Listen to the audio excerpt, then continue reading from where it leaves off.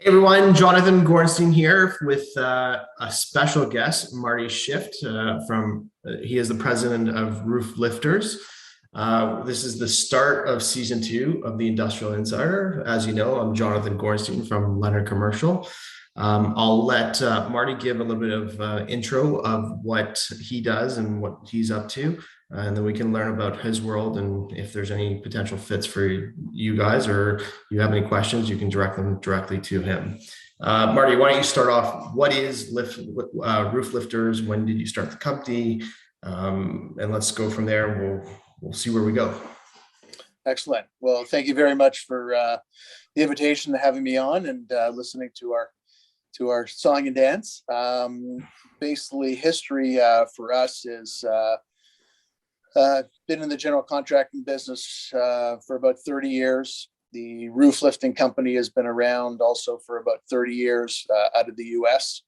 Yeah. We did a lot of contracting work in and around Ontario, across Canada for about 15 years, and came across this technology on one of the extreme fitness projects that we had done.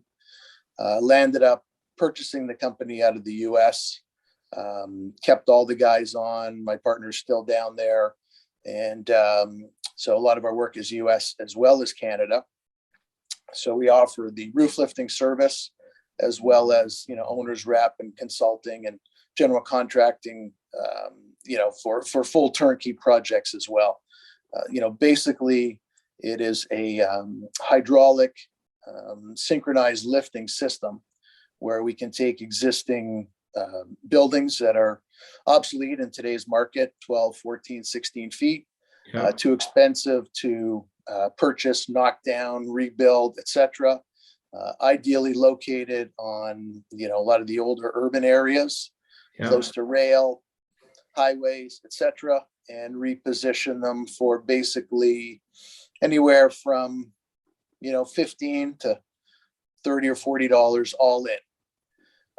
It's what we actually do is set up these hydraulic lifting towers beside the building columns, pressurize them, take the load off the existing structure, hydraulically lift the existing roof, units on the roof, sprinklers, lighting, everything that's attached to the roof at the same time, goes up about 4 or 5 feet a day.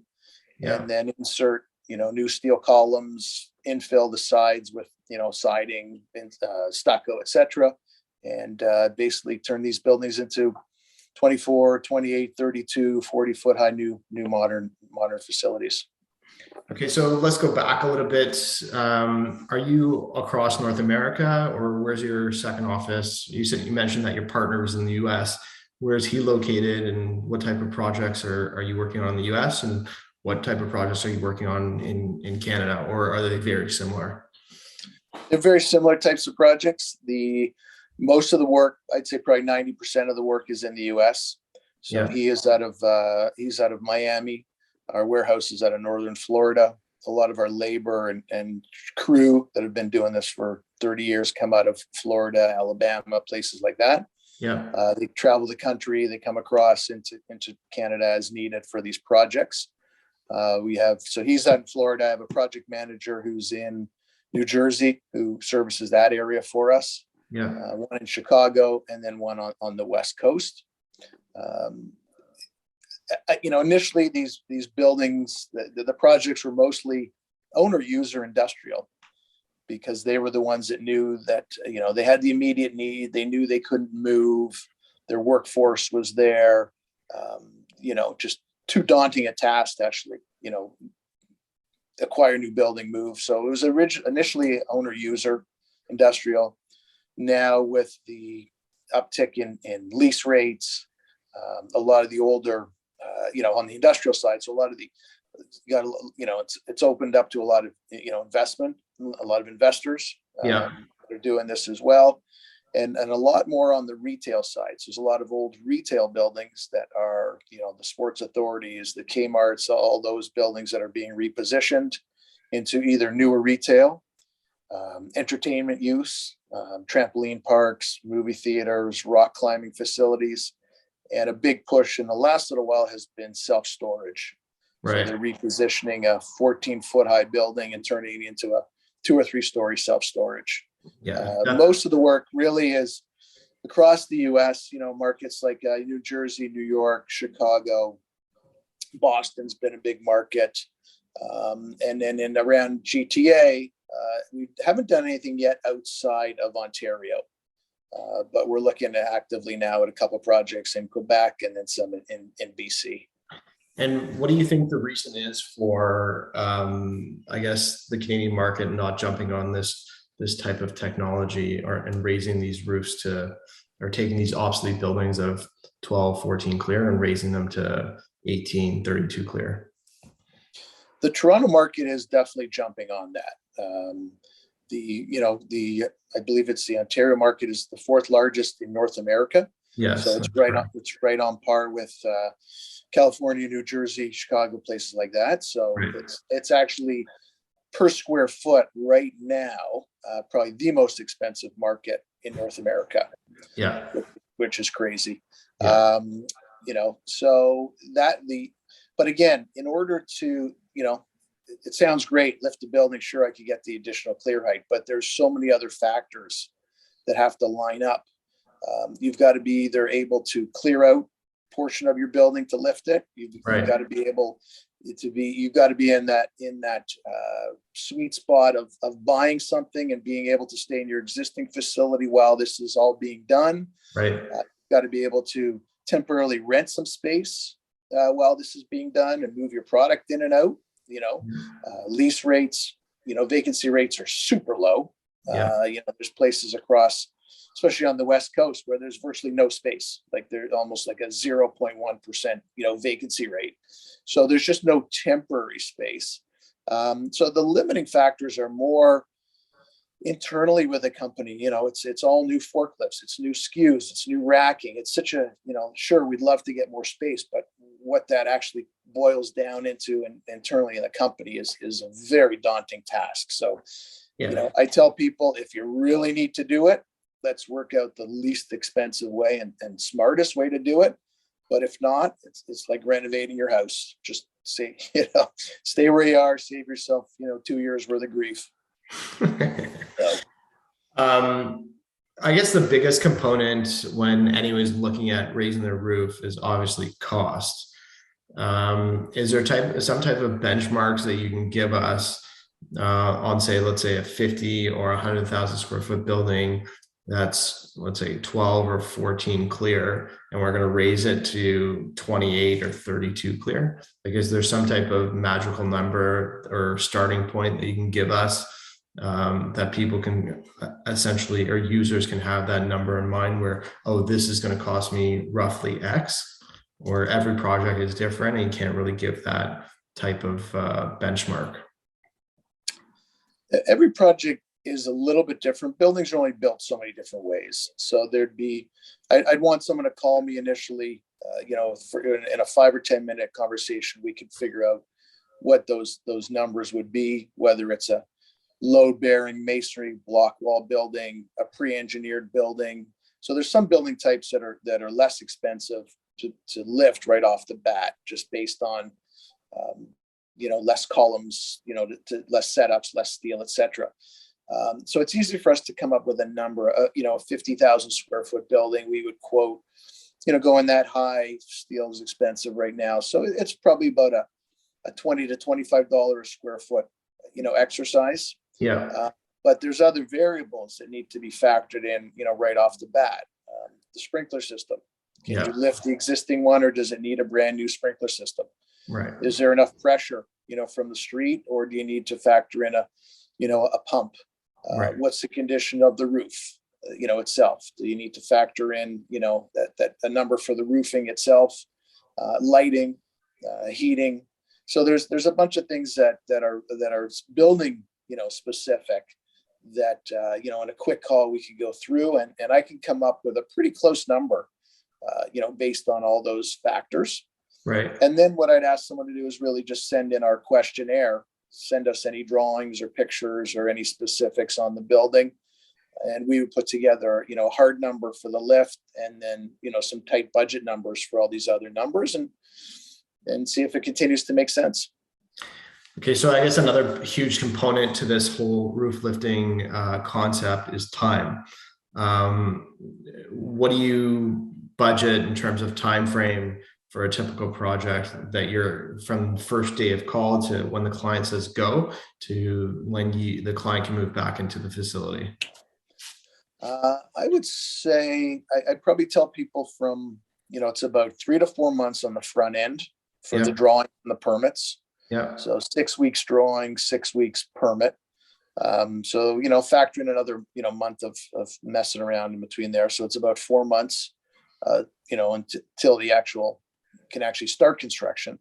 On a 50,000 square foot building, that's probably 10 to 12 weeks worth of construction. So from when someone said, let's start with the draw, let's start, yeah, it's probably a 6 to 7 month process, the whole thing.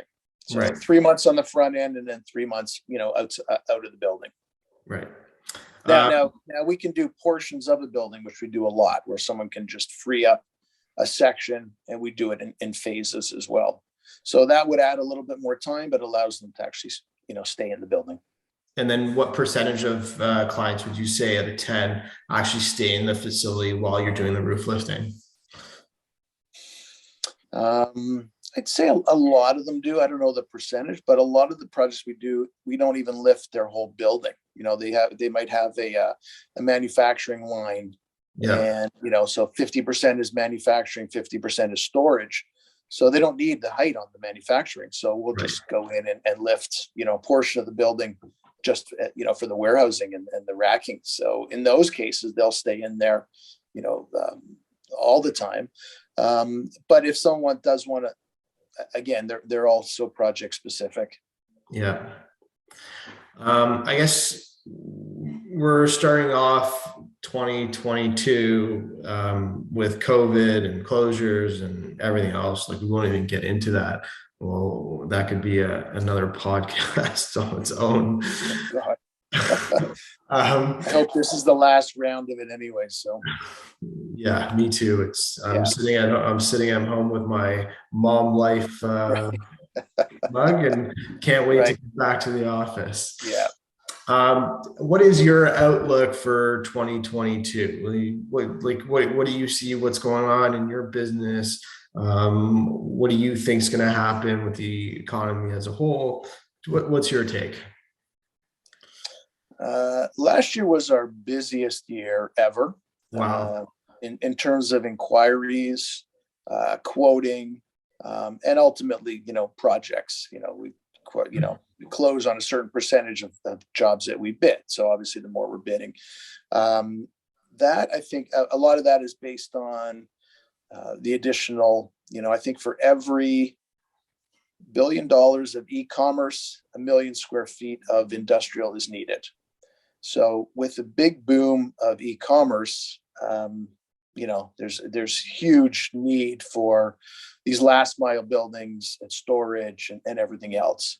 Right. So I don't see that, when you've got guys like my father, who would, love to take his weekly trip to the Costco's and place like just to walk around, who I see getting Amazon deliveries now. Yeah. So, that there's a lot of people that are just going to continue to shop like that. So I think Right. the demand for warehouse space, everything, I attend a lot of conferences and NAOP and SIOR, and, all the trends are still pointing to a huge demand in industrial space needed based on the declining vacancy rates. It's still a factor. The cost of building a new structure and where you have to build that these days, to me, only leads me to believe that there will be more demand for a lot of these urban infill, space needed.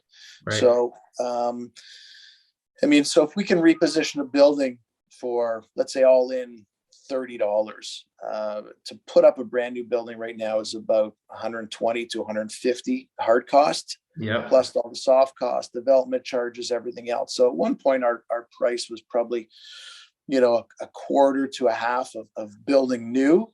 Yeah. Now I think it's even less than that. Plus, there's worldwide shortages of joist and deck and a whole bunch of these components that are required for new buildings. So I haven't seen as of yet any slowdown in demand for quoting and calls for, from us. So I'm anticipating, at least for this year, and continue on the same. But who knows? Also, I guess one question, I should have asked this earlier. I guess the evolution of buildings over the last, let's say, 20 years has been a big component of bay sizes. So I guess the bay sizes in the older generations are a lot smaller than, I guess, newer facilities. I guess my question to you is, how do you deal with that? Or is there a way to deal with that? Or you're just stuck with the column spacing that's existing in the current facility? There a lot of projects we will take out every second column. Oh, really? So if you've got a building that's, call it a 25 by 25, grid, yeah, or 30 by 30, yeah, we can turn that into a 25 by 50 or 50 by 50 grid. yeah.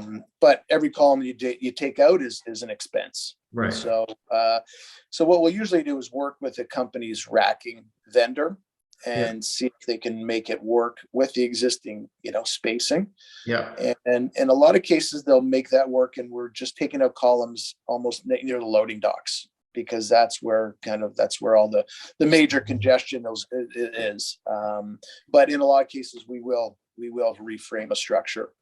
But it's a line item. Every column you take out is a certain amount based on how many columns you take out.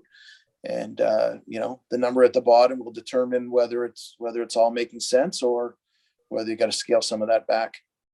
Perfect. Marty, I want to say thank you for taking some time and talking with me and giving some insight to what's going on in your world. If you have any questions, feel free to reach out to Marty directly. I've been in the business for over 10 years. Everyone that I seem to meet knows you already. So that's good. Yeah. Thank you for the time. If you have any questions, give me a call at 416-471-0904. And thanks again for tuning into the Industrial Insider.